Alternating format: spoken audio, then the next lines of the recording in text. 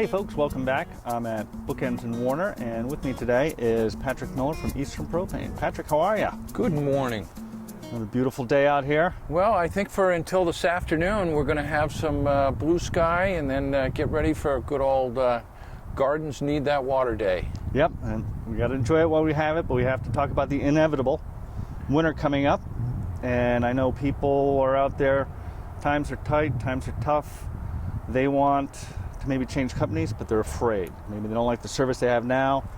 And I think there's a misconception out there that it's difficult to change a propane company. You know, you're so right. Normally, people do not own their own tanks. So they see somebody else's tank in their backyard and they go, well, I'm stuck with them. And in actuality, for example, when we do a quota tank swap, we don't charge the customer anything for that tank swap.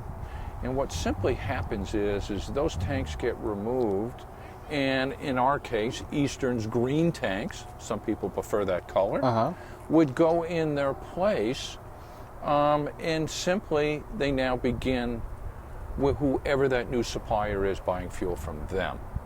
So there's no charge for the customer, there's no disruption to their services, and in most cases what occurs is the tanks that are there, they're pumped out and the customer is credited for the fuel that is remaining in their tanks. Oh, from the existing company. Exactly, yep. Then the other issue is people go, wait a minute, I have a tank in the ground. It's a buried tank. And the existing company owns that tank. Well, what occurs there is we would contact XYZ and we buy that asset from them. Okay, and now it becomes an asset of Eastern Propane, and the tank once again stays in the ground. So there's no disruption, if you will, to the landscaping. Right. And we begin filling that tank now with our fuel. So it is a common practice, and people should not feel that they're, quote, locked in, per se, because of particular steel that's already in their yard.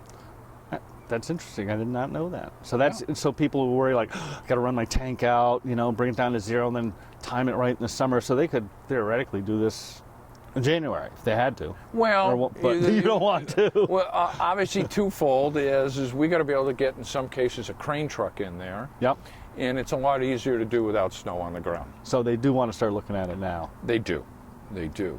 The other thing that people can look into is there are ways in the way of pre-buys and budget programs that allows them to either lock into a price, if you will, for the whole season on a pre-buy, or some kind of budget program over a 6-month to 10-month window. Send you X amount of dollars every, so that it's not, you don't get this huge bill all at once and it's like, oh my God, but you say, all right, send us bop, bop, bop, bop, bop. The other thing people should look at in their existing home that has propane, that another way to save, if you will, on your fuel cost is to evaluate what you're using the fuel for. Because the rule of thumb is the more gallons you burn a year with propane, the price per gallon drops. Oh, volume discount. So if you are just using it for cooking, obviously the company's not putting enough fuel through that steel to amortize the cost, so the cost per gallon is higher. A lot of people don't realize that they could add a gas dryer to their house. If they're currently getting, they're using it for cooking, but they happen to be getting hot water off their oil boiler with a tankless coil, we've had people put in on-demand hot water heaters that are about the size of a carry-on suitcase. I know, they're teeny. And the advantage there is, obviously, your boiler's not running all summer long. Also, there's now provisions for gas fireplaces. You don't want to load that wood anymore, but you still want the ambiance. Yep. Okay.